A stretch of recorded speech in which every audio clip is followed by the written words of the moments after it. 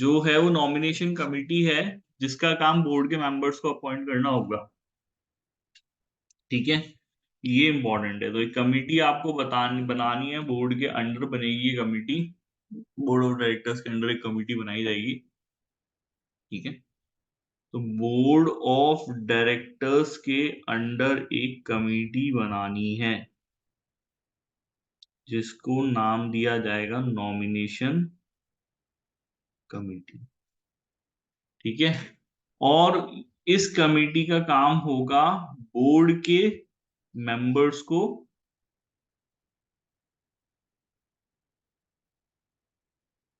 ठीक है, अपॉइंट करना। ये इसका मेजर काम है। ठीक है, माइनर काम क्या है वो देख लेंगे, ये इसका मेजर काम है कि यहाँ पे बोर्ड के मेंबर्स को अपॉइंटमेंट करना। ठीक है भाई, समझ में आ गया? ये सुनो। Yes sir. अब इस कमिटी के जो खुद के मेंबर्स होंगे वो सभी, मतलब मेजोरिटी ऑफ द मेंबर्स जो हैं वो इंडिपेंडेंट नॉन एग्जीक्यूटिव डायरेक्टर्स, मतलब आपके नॉन एग्जीक्यूटिव डायरेक्टर्स और एग्जीक्यूटिव डायरेक्टर्स की कमेटी बनेगी, लेकिन ज्यादातर मेंबर इसमें से कितने होने चाहिए, वो नॉन एग्जीक्यूटिव डायरेक्टर्स होने चाहिए। चेयरमैन मेंबर तब नहीं होगा जब उसके सक्सेसर के अपॉइंटमेंट से कमिटी डील करती है। जब चेयरमैन जाने वाला है, चेयरमैन का सक्सेसर आने वाला है, ठीक है, उसकी जगह पे नया कोई व्यक्ति आने वाला है, तो उसके सक्सेसर के साथ में जब डील कर रही है तो चेयरमैन खुद इस कमेटी का मेंबर नहीं होगा। मतलब अदर केसेस में हो सकता है, लेकिन जब उसके खुद के सक्सेसर की प्लानिंग करी जा रही है तो ऐसे केस में चेयरमैन को सदस्य मेंबर नहीं बनाया जाएगा।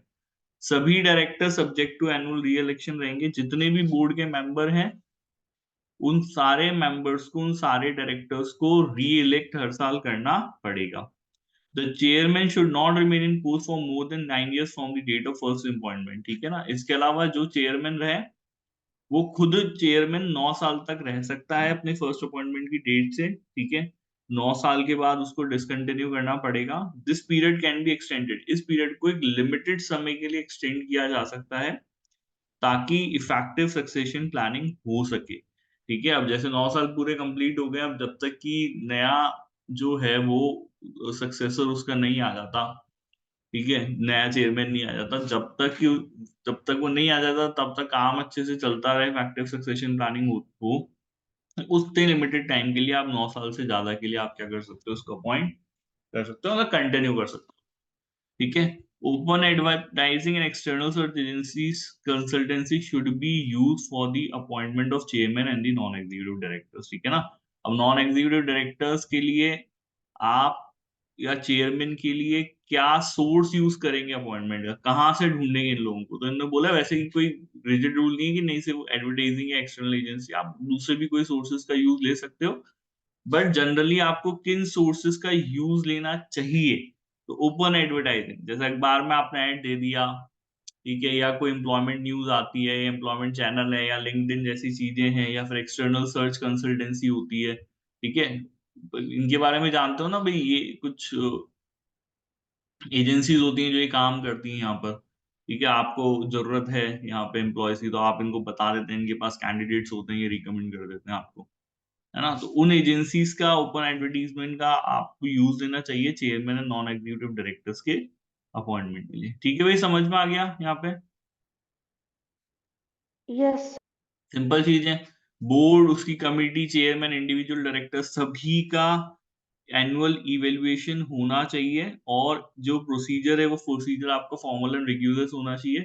ठीक है, chair should have consider having a regular external board evaluation at least every 3 years for FT FTSE 350 companies, and the external evaluator should be identified in the annual report. अब देखो, ऐसी कंपनीज जो कि ऐसी 350 कंपनीज के अंडर आती हैं, ठीक है ना, ये यूके की सबसे 350 बड़ी कंपनियां हो गई लगभग, है ना, जो FTSE के ऊपर लिस्टेड है। ठीक है, अब ये जो कंपनीज हैं, इन कंपनीज का हर साल एक्सटर्नल बोर्ड इवेल्युएशन करा, जैसे हमारी एक्सटर्नल ऑडिट होती है ना, उसी तरीके से एक बाहर के पर्सन को बुला करके आपको इसका इवेल्युएशन कराना पड़ेगा बोर्ड का। ठीक है, एटलीस्ट एवरी 3 years, हर 3 साल में कम से कम एक बार जो है यहाँ पर आपको अ, यहाँ पे एक्सटर्नल बोर्ड इवेल्युएशन कराना है। एंड जो भी एक्सटर्नल इवेल्युएशन करेगा उसका नाम आपका क्या करेंगे, एनुअल रिपोर्ट में आइडेंटिफाई करेंगे। तो ये चीज ध्यान रखना भाई, एफटीएससी 350 का कंपनीज का एक्सटर्नल बोर्ड इवेल्युएशन होता है। ठीक है, कितने साल में होता है भैया एक्सटर्नल बोर्ड इवेल्युएशन? ठीक है, एवरी 3 इयर्स में कराना होता है। एवरी 3 इयर्स में इसका इवेल्युएशन कराना होता है, और जो एक्सटर्नल बोर्ड इवेल्युएटर होता है इसको आपको एनुअल रिपोर्ट में आइडेंटिफाई करना होता है कि भाई इस पर्सन ने हमारा बोर्ड इवेल्युएशन किया है। ठीक है भाई, समझ में आ गया, क्लियर है यहाँ पे, यस और नो? Yes, sir. इसके अलावा अब देखो, कमेटी बनेगी जो नॉमिनेशन कमेटी, तो वो क्या काम करेगी? ठीक है, और मतलब क्या काम करेगी, अपॉइंटमेंट कैसे किया जाएगा, क्या प्रोसीजर वो लोग यूज करेंगे। ठीक है, बोर्ड का अगर इवेल्युएशन करती है, करा जा रहा है, तो वो बोर्ड का इवेल्युएशन कैसे किया जाएगा। ठीक है, पॉलिसी ऑन डाइवर्सिटी क्या है, and inclusion in the gender balance of those in senior management. तो इन चीजों को लेकर के जो भी आपकी प्रोसेस है, ये सब चीजें एनुअल रिपोर्ट में बताई जाती है ना। क्या क्या चीजें आ गई देखो एनुअल रिपोर्ट में। एनुअल रिपोर्ट में नॉमिनेशन कमेटी का काम आ गया, नॉमिनेशन कमेटी किस प्रोसेस से अपॉइंटमेंट्स करेगी वो आ गया, बोर्ड का इवैल्यूएशन कैसे कंडक्ट किया जा रहा है वो आ गया, डाइवर्सिटी को लेकर के पॉलिसी क्या है वो आ गया। ठीक है, जेंडर बैलेंस को लेकर के क्या पॉलिसी है वो आ गया, सीनियर मैनेजमेंट, ये सब चीजें आपकी सब एनुअल रिपोर्ट में जाती है। ठीक है भाई, समझ में आ गया, सिंपल चीजें क्लियर है यहाँ तक, आगे बढ़े सुनो। Yes, sir. Yes, sir. ठीक है, अपॉइंटमेंट पे डिसाइड करना है नॉमिनेशन कमेटी को, ये इसलिए है कि भाई ताकि बेस्ट पर्सन को, मतलब सबसे अच्छे व्यक्ति को हम लोग नौकरी दे सकें। ठीक है, इससे एडवांटेज क्या होता है भाई, रिस्क। तो ये job for the boys, job for the boys का मतलब जो ग्रुप उनके जान पहचान के लोगों को नौकरी देने का रिस्क है वो आपका रिड्यूस हो जाता है। ठीक है, reducers the risk of improperly affecting board decision. Board जब डिसीजन, क्योंकि क्या होगा अगर नॉमिनेशन कमेटी इंडिपेंडेंट अपॉइंटमेंट्स करेगी तो मैरिट होल्डर लोग आएंगे, ठीक है, जिनमें काबिलियत है वो लोग आएंगे आगे। ठीक है, जो इंडिपेंडेंट है वो लोग आएंगे, तो ऐसा इस बात के चांसेस जो हैं वो कम हो जाएंगे कि बोर्ड में वही लोग बैठे हों जो कि बोर्ड के डिसीजंस को यहाँ पे डोमिनेट करें, है ना। अगर ओल्ड बॉयज नेटवर्क बन जाएगा, सभी जान पहचान वाले बन जाएंगे, तो हो सकता है कि वो ऐसे डिसीजन लें जो कि कंपनी के फेवर के नहीं है और उनको उसका सपोर्ट भी मिल जाए। तो उस चीज का जो रिस्क है वो आपका नॉमिनेशन कमेटी की वजह से हो जाता है। आ गया समझ में, क्लियर है यहाँ पे बेटा, यस और no? Yes, sir. Yes, sir. ठीक है, नेक्स्ट हमारा audit risk and internal control including audit committee. एक अब इसमें कमिटीज इंपॉर्टेंट है, वो थोड़ा ध्यान रखना। एक कमेटी अपन ने नॉमिनेशन कमेटी के बारे में पढ़ लिया है। इसके अलावा नेक्स्ट हमारा जो पार्ट है यहाँ पे audit risk and internal control की ऑडिट कमेटी, ये अपन देख लेते हैं। ठीक है, the board should establish formal and transparent policies. ठीक है, अब इसमें इन्होंने बोला है कि भाई अब 3 चीजें हैं इसके अंदर, एक आपका ऑडिट की बात करी गई है, एक आपकी रिस्क की बात करी गई है, एक इंटरनल कंट्रोल की बात करी। तो इन चीजों को लेकर के कॉर्पोरेट गवर्नेंस कोड में प्रिंसिपल दिए। ठीक है, तो इन अब यहाँ पे इन्होंने बोला है कि बोर्ड को क्या करना है, बोर्ड को फॉर्मल एंड ट्रांसपेरेंट पॉलिसीज बनानी है, प्रोसीजर्स बनाने हैं to ensure the independence and effectiveness of the internal and external audit functions। ठीक है ना, तो ये बोर्ड का एक प्रिंसिपल इन लोगों ने दिया है कि भाई आप बोर्ड को सेटअप करने हैं प्रोसीजर्स और पॉलिसी सेटअप करनी है। ठीक है, आप ऑडिट के काम की को इंडिपेंडेंट रखने के लिए और इफेक्टिव रखने के लिए formal and transparent policies and procedures यहाँ पे बनाने हैं। तो ये हमारा कॉर्पोरेट गवर्नेंस कोड कह रहा है भैया एक्सटर्नल ऑडिट के ऊपर बहुत ध्यान देना पड़ेगा। ठीक है, और वो अच्छे से हो उसके लिए। ठीक है, यहाँ पर इवन इंटरनल ऑडिट के लिए भी इन लोगों ने क्या बोला है कि भाई बोर्ड को ये करना है कि फॉर्मल एंड ट्रांसपेरेंट पॉलिसीज आप बनाएं, प्रोसीजर्स आप बनाएं, and satisfied self on the integrity of financial statements and narrative statement. ठीक है, तो एक काम हो गया, देखो ध्यान से समझना, एक काम हो गया एक्सटर्नल ऑडिट फंक्शन को लेकर के। ठीक है, तो यहाँ पे कॉर्पोरेट गवर्नेंस कोड एक प्रिंसिपल देता है जिसमें कहता है कि भाई बोर्ड को सेटअप करने हैं formal and transparent policies and procedures. 2 कामों के लिए सेटअप करने हैं, एक आपके ऑडिट फंक्शंस के लिए, एक आपके ऑडिट फंक्शंस के लिए, और दूसरा देखो इंपॉर्टेंट है, एक तो ऑडिट फंक्शन हो गया, दूसरा यहाँ पे इंटीग्रिटी ऑफ फाइनेंशियल स्टेटमेंट्स के लिए, इंटीग्रिटी ऑफ फाइनेंशियल स्टेटमेंट्स। तो दो चीजों के लिए यहाँ पे बोर्ड को बेटा प्रोसीजर सेटअप करने हैं, ठीक है, पॉलिसी एंड प्रोसीजर सेटअप करने, एक आपका ऑडिट फंक्शन के लिए करने, एक इंटीग्रिटी ऑफ फाइनेंशियल स्टेटमेंट्स को मेंटेन करने के लिए करने, अपने आप को सेटिस्फाई करना है कि हाँ भाई ठीक है, financial statements they have their integrity. आया समझ में, क्लियर है यहाँ पे, यस और नो? ये जी Yes, sir. Yes. ठीक है। तो एक प्रिंसिपल इन्होंने ये दी थी, अब बोर्ड शुड, इसके अलावा फेयर, बैलेंस और अंडरस्टैंडिंग, ये सब प्रिंसिपल्स ही हैं, ज्यादा तो कुछ है नहीं, स्पेसिफिक कुछ है नहीं, ठीक है। तो एक बोर्ड को जो फाइनेंशियल स्टेटमेंट्स प्रेजेंट करने, कंपनी की पोजीशन एंड प्रोस्पेक्टिव, वो फेयर, बैलेंस, अंडरस्टैंडेबल असेसमेंट के साथ में पेश करना है, ठीक है ना, कंपनी की पोजीशन और उसके प्रोस्पेक्टिव्स। बोर्ड शू एस्टैब्लिश प्रोसीजर, अच्छा ये एक बात हो गई, ठीक है। इसी के साथ ये बात कर रहे हैं कि ये ऑडिट फंक्शन और इंटीग्रिटी ऑफ फाइनेंशियल स्टेटमेंट के आगे आते हैं, ठीक है। एक आता है रिस्क, ठीक है, बिजनेस रिस्क होते हैं भाई कंपनी के अपने, है ना। Yes. ये जो रिस्क की बात कर रहे हैं, कौन से रिस्क की बात करते हैं, बिजनेस रिस्क की बात करते हैं, और ये इंपॉर्टेंट काम है जो कि हमारे बोर्ड को ही करना होता है।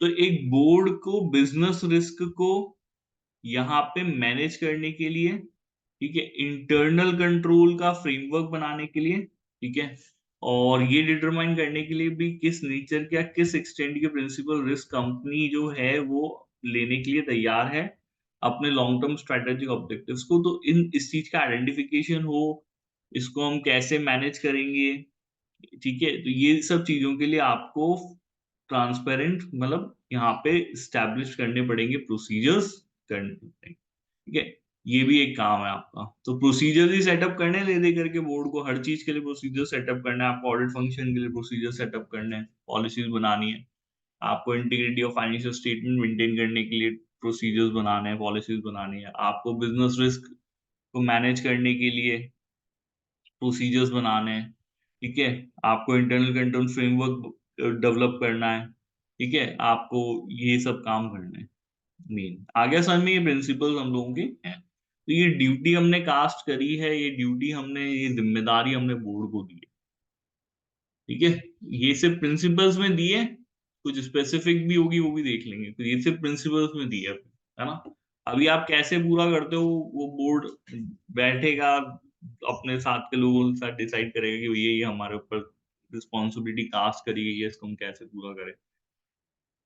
चलिए आगे बढ़े हम लोग यहाँ पे, यस और no? Yes, sir. Yes, sir. ठीक है, अब मेन प्रोविजंस क्या हो गए, ठीक है जी, ये सब काम आप कैसे करोगे चलो वो तो अलग बात है, लेकिन एक इंपॉर्टेंट कमेटी हम लोग यहाँ पे फ्रेम करने के लिए बोल रहे हैं, जिस कमेटी का नाम है ऑडिट कमेटी। ये आप बना लो, बाकी सब चीजें तो आप जैसे करोगे वैसे करना है कर लेना, लेकिन एक इम्पॉर्टेंट है यहाँ पर जो चीज, वो है कि एक कमेटी बनेगी बोर्ड के अंडर जो कि ऑडिट कमेटी होगी, जिसका काम यहाँ पे क्या होगा वो हम लोग देख लेते हैं। कुछ मेंबर्स की बात करी गई है ऑडिट कमेटी में, तो एटलीस्ट मिनिमम 3 मेंबर्स होंगे यहाँ पे, ठीक है ना। ये चीजें धीरे धीरे सब ध्यान रख लेना, 3 मेंबर्स होंगे जिनमें से मेजोरिटी ऑफ मेंबर्स आपके नॉन एग्जीक्यूटिव डायरेक्टर्स होंगे, ठीक है। और in the case of smaller company, छोटी कंपनीज में 2 जने भी हो चलेगा, ठीक है। Chairman of the board should not be a member of the committee, board के चेयरमैन को इसका मेंबर नहीं बनाया जाएगा। एक मेंबर के पास recent and relevant financial experience होना चाहिए, ठीक है। मतलब एक ऐसा व्यक्ति इसका मेंबर बने, एटलीस्ट एक मेंबर जिसके पास फाइनेंशियल एक्सपीरियंस हो, फाइनेंशियल मतलब in terms of financial statements को लेकर के वो जानता हो, फाइनेंस के बारे में समझता हो, वो पर्सन आपको कमिटी में मेंबर बना। देखो बोर्ड में सब लोग फाइनेंस के बारे में समझते हो वो जरूरी नहीं है, ठीक है, सब तरीके के लोग होते हैं बोर्ड के अंदर। आप जो पढ़ाई कर रहे हो वो to become the expert in accounts and audit आप पढ़ रहे हो, तो बोर्ड में जो लोग बैठे हैं वो जरूरी थोड़ा है वो अकाउंट्स और ऑडिट पढ़ के आ रहे होंगे, ठीक है। अगर वो यही पढ़ लेते तो वो यही बन जाते हैं, बट जनरली वो लोग अलग बिजनेस बैकग्राउंड के लोग होते हैं, वो बिजनेस को बहुत अच्छे से समझते हैं, ठीक है। तो लेकिन जब हम ऑडिट कमेटी बना रहे हैं तो हमको इसलिए ये ध्यान रखना है कि इस कमेटी को सिर्फ फॉर्मेलिटी के लिए नहीं बनाया जाए, इसमें एक ऐसा व्यक्ति हो जो फाइनेंस को समझता हो, ठीक है, आया समझ में? क्लियर है यहाँ पे ये चीज? Yes, sir. ठीक है, कॉर्पोरेट गवर्नेंस आप पढ़ क्यों रहे हो? कॉर्पोरेट गवर्नेंस को रूल्स बनाने के क्या रीजन है? ताकि हम चाहते हैं कि भाई कंपनी को जो ऑपरेट कर रहे किया जा रहा है, जो मैनेजमेंट किया जा रहा है, उसको पॉलिसीज बनाए वो इस तरीके से बनाई जाए for the benefit of the company. तो उसके लिए तो एक प्रोविजन है, तो हम चाहते हैं कि भाई काम हो, अच्छे से हो। Committee as a whole must have competency, ठीक है। एज अ होल जो कमेटी बनेगी उसके पास रिलेवेंट सेक्टर का एक्सपीरियंस होना चाहिए जिस सेक्टर के अंदर कंपनी ऑपरेट कर रही है। जैसे अगर टेलीकॉम सेक्टर है या बैंकिंग सेक्टर है या कोई दूसरा कोई सेक्टर है, तो उस सेक्टर को अच्छे से समझती हो, मेन रूल्स एंड रिस्पॉन्सिबिलिटी काम क्या करेगी वो देख लेते हैं। फाइनेंशियल स्टेटमेंट्स की इंटीग्रिटी की मॉनिटरिंग करनी है उसको, ठीक है। एडवाइस प्रोवाइड करनी हो whether the annual reports and accounts of fair balance and understandable, ठीक है। ये बोर्ड को एडवाइस करेगी, ऑडिटर को एडवाइस नहीं करेगी। किसको एडवाइस करेगी? ये कमिटी। ये कमिटी बेटा Board. बोर्ड को, हाँ, बोर्ड को एडवाइस करेगी कि क्या जो एनुअल रिपोर्ट है वो फेयर है, वो बैलेंस्ड है, वो अंडरस्टैंडेबल है।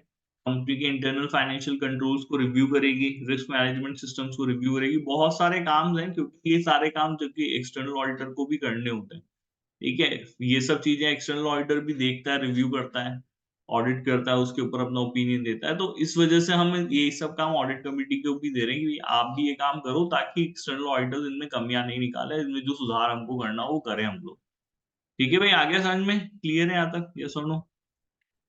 Yes, sir. Yes, sir. हाँ, तो कंपनी के इंटरनल फाइनेंशियल कंट्रोल्स को रिव्यू करेगी, रिस्क मैनेजमेंट सिस्टम्स को रिव्यू करेगी, इंटरनल ऑडिट फंक्शन की इफेक्टिवनेस को रिव्यू मॉनिटर करेगी। अगर इंटरनल ऑडिट फंक्शन नहीं है तो देखेगी कि क्या एनुअली एक बार देखेगी कहीं हमको इसको बनाने की जरूरत है या नहीं है, ठीक है। एक्सटर्नल ऑडिटर के अपॉइंटमेंट एंड रिमूवल दोनों के रिकमेंडेशन हमारी ऑडिट कमेटी में, इस बात पे बहुत फोकस कर रहा हूँ तो समझना ये चीज जरूरी है, ठीक है। आपका external auditor directly board appoint नहीं करता है, उसको रिकमेंड ऑडिट कमेटी करती है कि हाँ इस पर्सन को हमको as a external auditor appoint करना चाहिए। एंड इवन अगर इसको हटाने की जरूरत है, रिमूव करने की जरूरत है, वो रिकमेंडेशन ऑडिट कमेटी देती है, ठीक है ना। It is important to be remembered. चलिए, आया समझ में? क्लियर है यहाँ तक? यस और no? Yes, sir. Yes, sir. ठीक है ना। बोर्ड को रिकमेंड आपकी ऑडिट कमेटी करती है। अपॉइंटमेंट तो शेयर होल्डर्स करते हैं, शेयर होल्डर्स के सामने नाम होने चाहिए ना, ठीक है। शेयर होल्डर्स खुद भी रिकमेंड कर सकते हैं नाम, अगर उनको लगता है ऐसा, लेकिन इनका रिकमेंडेशन जनरली हमारी जो होती है वो ऑडिट कमेटी करती है। Reviewing and monitoring the external auditor independence and objectivity and the effectiveness of the audit process. इसके अलावा एक्सटर्नल ऑडिटर्स की इंडिपेंडेंस, उनकी ऑब्जेक्टिविटी, और जिस प्रोसेस से वो लोग ऑडिट कर रहे हैं उस ऑडिट प्रोसेस की इफेक्टिवनेस को रिव्यू करना, मॉनिटर करना, ये भी हमारी ऑडिट कमेटी का प्लान है।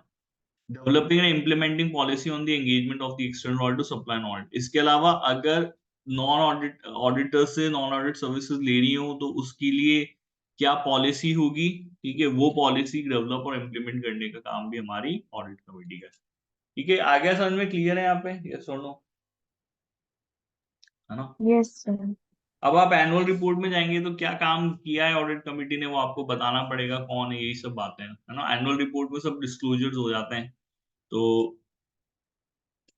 अब ये कह रहे हैं भाई एनुअल रिपोर्ट में क्या क्या चीजें आप बताओगे, ऑडिट कमेटी के काम के बारे में हमको सब डिस्क्राइब करना पड़ेगा जो काम उन्होंने किया। इसके अलावा सिग्निफिकेंट इश्यूज रिलेटिंग, अगर ऑडिट कमेटी को कोई सिग्निफिकेंट इश्यूज दिखे हैं यहाँ पे फाइनेंशियल स्टेटमेंट से, तो वो सिग्निफिकेंट इश्यूज आपके एनुअल रिपोर्ट में होने चाहिए। कैसे ऑडिट कमेटी ने यहाँ पे एक्सटर्नल ऑडिट प्रोसेस की इफेक्टिवनेस को का असेसमेंट किया है, ठीक है, उसकी इंडिपेंडेंसी का असेसमेंट किया है, वो आपको बताना पड़ेगा। जब कोई ऑडिट फंक्शन नहीं है तो क्यों नहीं है, कैसे इंटरनल अश्योरेंस अचीव किया वो बताना पड़ेगा। और इसके अलावा मतलब जो सारे काम किए वो उसी सब बताना है। ऑडिटर की इंडिपेंडेंस, ऑब्जेक्टिविटी की सेफ गार्ड अगर किया तो कैसे किया ये, और अगर external auditor non audit service बताता है तो वो सब चीजें आपको बतानी। आगे समझ में क्लियर है यहाँ पे? यस और नो? Yes, sir. ठीक है, यहाँ से एनुअल रिपोर्ट के प्रोविजंस आ गए सारे, यहाँ से एनुअल रिपोर्ट के प्रोविजंस आ गए सारे। पहले तो ये था कि भाई काम क्या क्या करना है, जिम्मेदारियां क्या क्या होंगी, ठीक है, अब एक हमारी जो है वो एनुअल रिपोर्ट के प्रोविजंस आ गए यहाँ पे कि एनुअल रिपोर्ट में क्या क्या चीजें फिर बतानी पड़ेगी। डायरेक्टर्स को बताना पड़ेगा कि उनकी क्या जिम्मेदारी है एनुअल रिपोर्ट्स एंड अकाउंट्स की फॉर प्रिपरेशन ऑफ एनुअल, मतलब उनको खुद की जिम्मेदारी डिस्क्लोज करनी पड़ेगी एनुअल रिपोर्ट में कि भैया हमारी जिम्मेदारी है इस एनुअल रिपोर्ट को बनाना, अकाउंट्स को मेंटेन करना। ठीक है, इसके अलावा the board should carry out the robust assessment of the company's emerging and principal risk. ये एक जहां से पढ़ लेना, यहां से हम आगे रिस्क के ऊपर। ठीक है, ऊपर हमने ऑडिट के बारे में पढ़ लिया, यहां से हम आगे रिस्क के ऊपर। अब रिस्क क्या है भाई? रिस्क है बिजनेस रिस्क। ठीक है, कंपनी को होने वाले खतरे जिनसे कि बिजनेस जो है वो यहाँ पे उसको नुकसान हो या वो बंद हो जाए, तो उन रिस्क का को आइडेंटिफाई करना, उनको मिटिगेट करना, उनको एड्रेस करना, ये बोर्ड का काम है। ठीक है, ये बोर्ड बैठ के करेगा, उसमें सब लोग जनरली बिजनेस को लेकर के बहुत एक्सपर्ट लोग होते हैं, बहुत अच्छे से बिजनेस को समझते हैं। उनको ये फोरकास्टिंग करने वाली होती है कि भाई आने वाले समय में हमारे बिजनेसेस के लिए क्या रिस्क है। ठीक है, तो इस चीज का बोर्ड को रोबस्ट असेसमेंट कंपनी का करना होता है। ठीक है, emerging and the principal risk, आने वाले समय में क्या नए क्या रिस्क इमर्ज हो रहे हैं, क्या प्रिंसिपल रूम हो, इस चीज का रोबस्ट असेसमेंट बोर्ड को करना होता है। It is the responsibility of the board, it is the duty of the board. आया समझ में? क्लियर है भाई? रिस्क का असेसमेंट कौन करेगा यहाँ पे?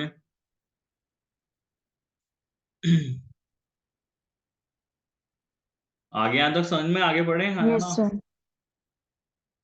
चलिए, the board should confirm in the annual report that it has completed this assessment include description of the. ठीक है, और ये स्पेसिफिकली काम जब बोर्ड करेगा तो इसके बारे में एनुअल रिपोर्ट में डिस्क्लोजर्स दिए जाएंगे कि बोर्ड ने ये असेसमेंट किया है तो क्या प्रिंसिपल रिस्क आइडेंटिफाई किए, क्या प्रोसीजर्स उन लोगों ने सेटअप किए हैं इस तरह के रिस्क को आइडेंटिफाई करने के लिए। ठीक है, और कैसे इन रिस्क को बैलेंस मैनेज किया जा रहा है, कैसे इसको मिटिगेट किया जा रहा है, इस चीज का एक्सप्लेनेशन आपको एनुअल रिपोर्ट में देना पड़ेगा। So this is the responsibility, this is the disclosure of responsibility. आया समझ में? This is the responsibility and this is the disclosure of the responsibility जो आप एनुअल रिपोर्ट में दे दोगे। चलिए आगे यहाँ पे आप आगे बढ़े। Yes, sir. ठीक है, इसके अलावा बोर्ड यहाँ पे जो भी कंपनी का रिस्क मैनेजमेंट होगा, प्रोसीजर होगा, उसको मॉनिटर करेगा, इंटरनल कंट्रोल सिस्टम्स को मॉनिटर करेगा और एटलीस्ट एनुअली एक बार रिव्यू करेगा। ठीक है, इनकी इफेक्टिवनेस और report on that review in the report. तो आपको यहाँ पे जो भी कंपनी का रिस्क मैनेजमेंट प्रोसीजर्स हैं, ठीक है, and including the internal control systems, इसको रिव्यू करना है आपको, एटलीस्ट एनुअल रिव्यू आप करेंगे, एनुअल रिव्यू आपको करना है। और जो भी इस एनुअल रिव्यू की रिपोर्ट होगी वो आपकी रिपोर्ट इसमें सबमिट करी जाएगी, वो एनुअल रिपोर्ट में यहाँ पे डिस्क्लोज करी जाएगी। ठीक है भाई, आगे समझ में? यस और नो? Yes, sir. Yes, ठीक है, sir. और ये जो बेसिकली मॉनिटरिंग एंड रिव्यू यहाँ पे कर रहा है, इसके अंदर सभी मटेरियल कंट्रोल्स आ जाते हैं। अब वो कंट्रोल चाहे फाइनेंशियल या ऑपरेशनल या कंप्लायंस कंट्रोल, जैसे भी उन सब कंट्रोल्स को आपको करना। ठीक है, the board should state whether it considered appropriately adopt going concern basis of accounting and identify the material to the company's ability to continue। ये सिंपल, ये तो हमने लास्ट में पढ़ लिया था कि भाई बोर्ड को कम से कम 12 महीने का असेसमेंट करना होता है, at least 12 months from the date of approval. तो गोइंग कंसर्न का असेसमेंट आपको करना है कि कंपनी आपकी जो है वो गोइंग कंसर्न है या नहीं है, ये बोर्ड को ही करना है।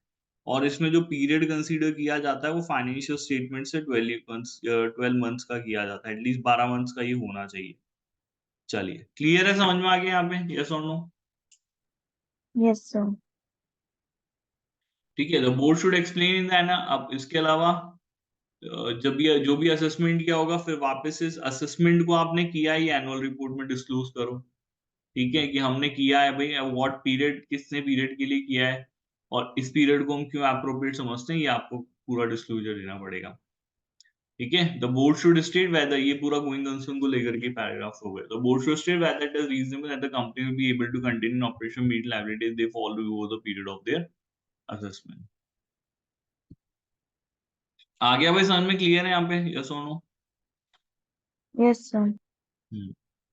इसके अलावा थोड़े और डिटेल में इन लोगों ने बात करी ऑडिट कमेटी की। ठीक है, क्या फायदा होता है, ऑब्जेक्टिव्स क्या है, पब्लिक कॉन्फिडेंस को इंक्रीज करना है यहाँ पे फाइनेंशियल इंफॉर्मेशन की क्रेडिबिलिटी में, ठीक है, डायरेक्टर्स को असिस्ट करना फाइनेंशियल रिपोर्टिंग की जिम्मेदारियों को पूरा करने में, ठीक है, कंपनी के एक्सटर्नल ऑडिटर की पोजीशन को स्ट्रेंथन करना, उसको एडिशनल चैनल ऑफ कम्युनिकेशन देकर के, मतलब जब उसको यहाँ पे बोर्ड के अलावा एक एडिशनल चैनल ऑफ कम्युनिकेशन दे रखा है भैया, जब लगता है कि बोर्ड नहीं सुन रहा है तो फिर आप ऑडिट कमेटी के थ्रू आ सकते हो, वैसे जनरली ऑडिट कमेटी के थ्रू ही कम्युनिकेशन होता है। फायदे क्या क्या है इसके, फाइनेंशियल स्टेटमेंट्स की क्रेडिबिलिटी बन जाती है यहाँ पे, ठीक है, पब्लिक कॉन्फिडेंस आपका इंक्रीज होता है, कंट्रोल इन्वायरमेंट आपका स्ट्रॉन्गर हो जाता है, सिंपल सिंपल सी चीजें हैं ना, stronger control environment as audit committee help to create, तो ये होते हैं तो एक बेटर कल्चर आपका कंप्लायंस एंड कंट्रोल का बनता है, ठीक है। तो इसके अलावा जो इंडिपेंडेंट हैं नॉलेजेबल लोग हैं ऑडिट कमेटी के, तो ये एक बिजनेस के लिए इनवैल्यूएबल रिसोर्स है, फाइनेंस अरेंज करना आपके लिए इजी है, ऑडिट कमेटी अगर होगी तो एक गुड कॉर्पोरेट गवर्नेंस का परसेप्शन, मतलब जाएंगे बैंक के पास जाएंगे उनको दिखेगा कि हाँ भाई ऑडिट कमेटी बनी हुई है, तो एक गुड कॉर्पोरेट गवर्नेंस का एक एहसास उन लोगों को यहाँ पे होगा और आपके लिए फाइनेंस अरेंज करना आसान हो जाएगा, ठीक है।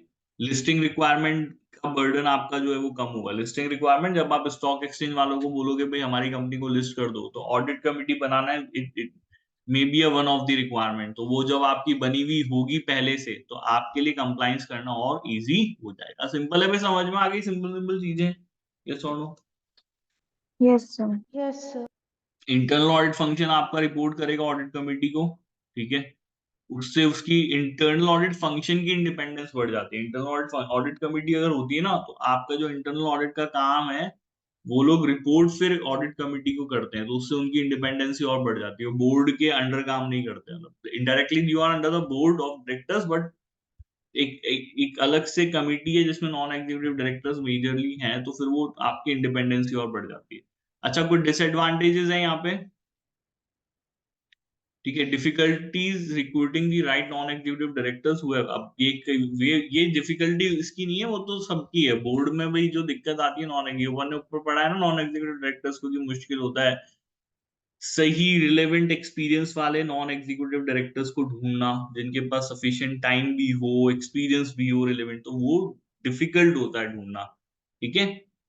Members of the committee expenses होते हैं, तो कई बार बहुत सारा पैसा देना पड़ता है, तो इतना सा है, आगे समझ में भाई क्लियर है यहाँ तक, यस और no? Yes, sir. Yes, sir. ठीक है ना, अब आपकी एफआरसी की गाइडलाइंस आ जाती है, अब एफआरसी भी आ गई बीच में कि भाई कॉर्पोरेट गवर्नेंस कोड तो है ही सही जिसको आपको मानना है, इसके अलावा कंपनीज एक्ट के अंदर भी प्रोविजन दिए हैं ऑडिट कमेटी को लेकर के, ऐसा नहीं है, कंपनीज एक्ट पढ़ोगे तो उसमें भी आपको प्रोविजन मिलेंगे कि ऑडिट कमेटी बनानी है, क्या होगा क्या नहीं होगा, और उसके अलावा एफआरसी भी आ गई कि भाई हम भी अब ऑडिट कमेटी के ऊपर आपको कुछ गाइडेंस दे रहे हैं जो आपको पूरी करनी है, ठीक है। तो ये कह रहे हैं कि भाई जो कंपनी जिनकी प्रीमियम लिस्टिंग है उनको कोड के साथ कंप्लाई करना जरूरी है, ठीक है। ये जो गाइडलाइंस है एफआरसी की, ठीक है, ये इन्होंने कॉर्पोरेट गवर्नेंस कोड के ऊपर दी है, बट स्पेसिफिकली ऑडिट कमिटीज के ऊपर दी ठीक है तो कॉर्पोरेट गवर्नेंस कोड के इम्प्लीमेंटेशन पे है कि भाई जब कंपनीज इनको इम्प्लीमेंट करेंगी तो कौन सी कंपनीज इसको इम्प्लीमेंट करेगी, किन कंपनीज को इम्प्लीमेंटेशन किया जाना है, वो सब चीजें।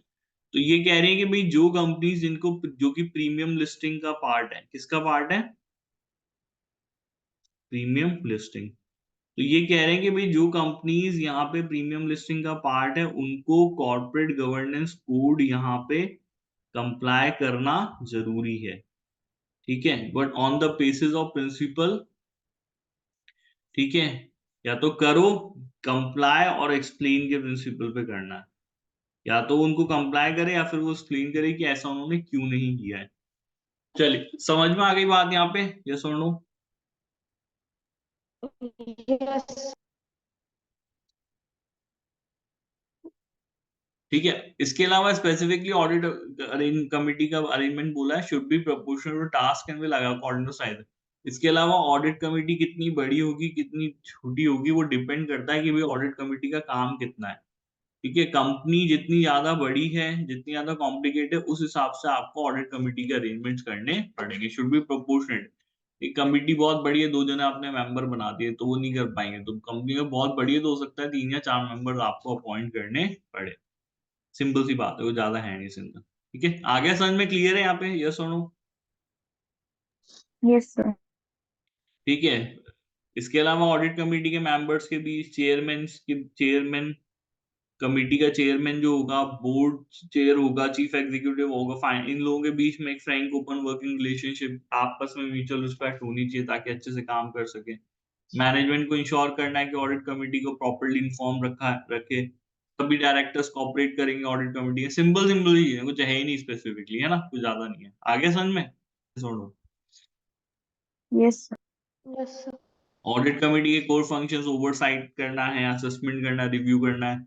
ये ऑडिट कमेटी की ड्यूटी नहीं है टू कैरी आउट, दूसरे लोगों का काम ऑडिट कमेटी नहीं करेगी। ठीक है, they should make sure there is a proper system for monitoring of inter, but should not do. ऐसा नहीं है कि आप ऑडिट कमेटी को एक ऑल्टरनेटिव समझ लो बोर्ड के कामों के लिए, मैनेजमेंट के कामों के लिए, ऐसा नहीं। इंटरनल कंट्रोल्स को रिव्यू आप करा सकते हो ऑडिट कमेटी से, लेकिन इंटरनल कंट्रोल्स को बनाने का काम ऑडिट कमेटी का नहीं है, वो मैनेजमेंट ही बनाएगा, वो तो मैनेजमेंट ही बनाएगा यहाँ पे, ये सुनो।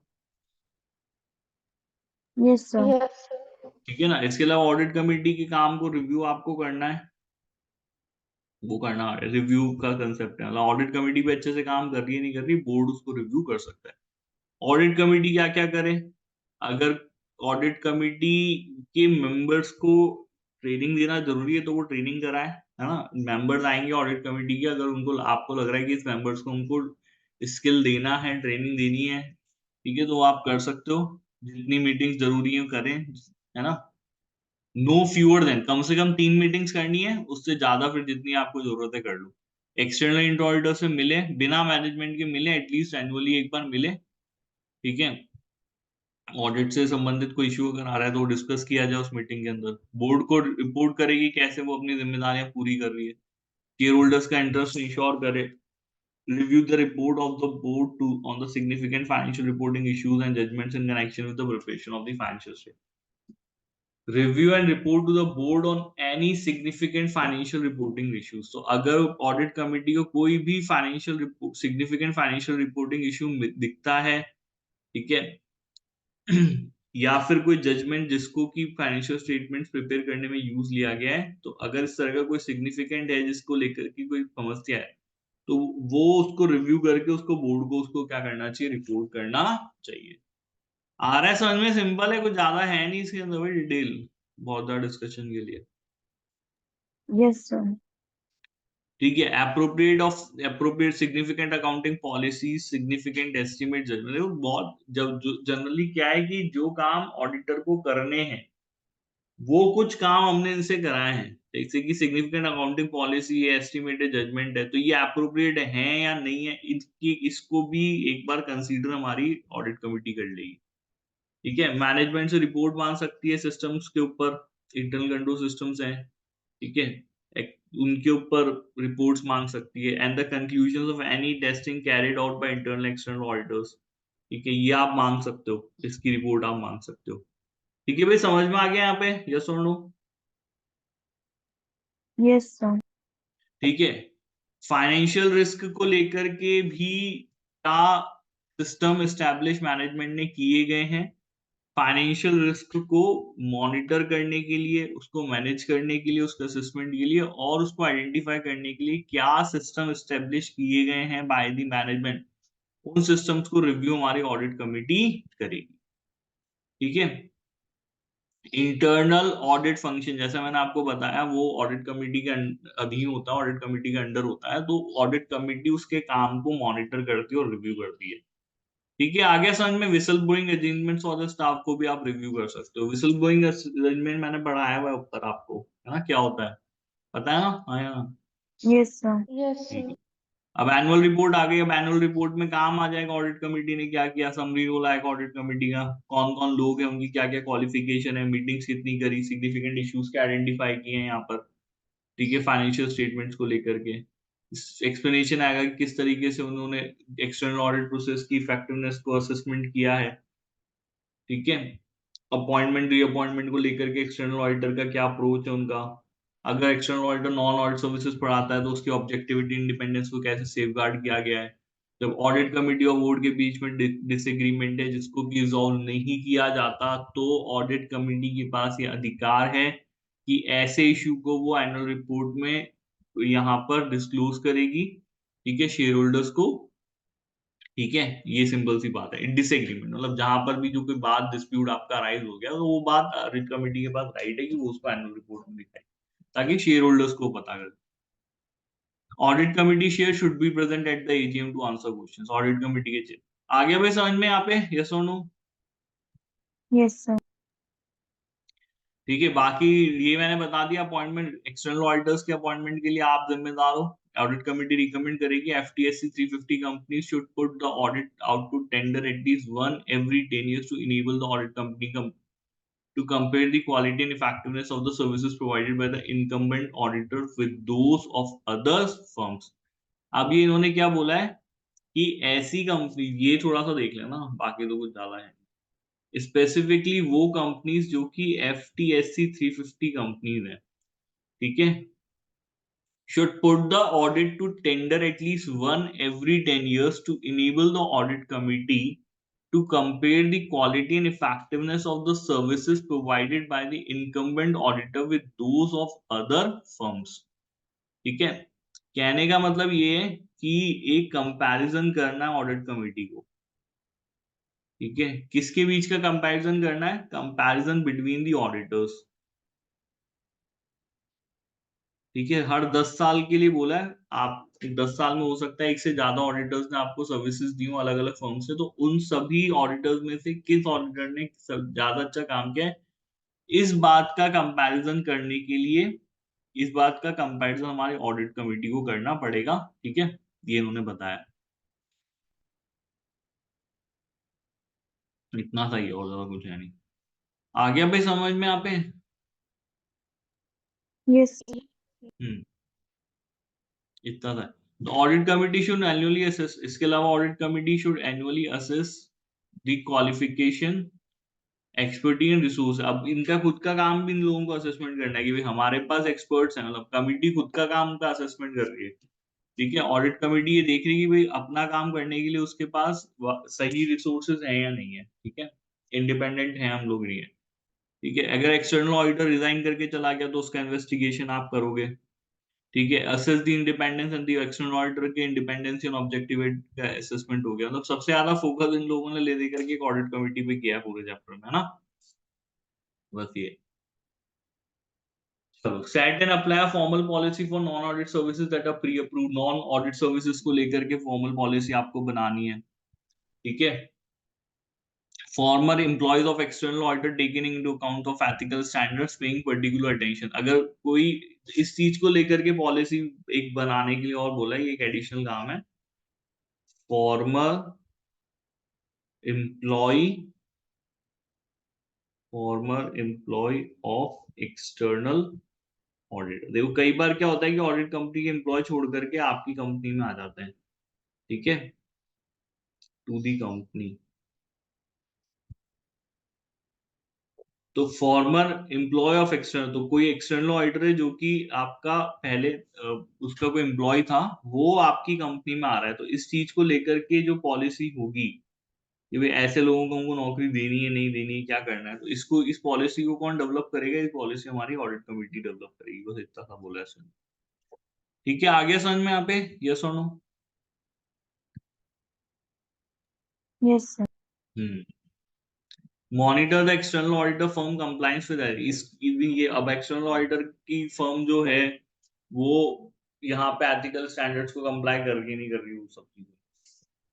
चलिए आगे समझ में क्लियर है यहाँ पे, यस और नो? एक टॉपिक हम लोगों का बना है, बचा है यहाँ पे इंटरनल ऑडिट, ये शाम को पूरा कर लेंगे अपन, है ना?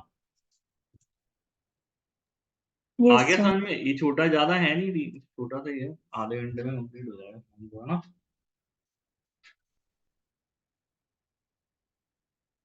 चलो ठीक है, खत्म करें क्लास आज। Yes, sir.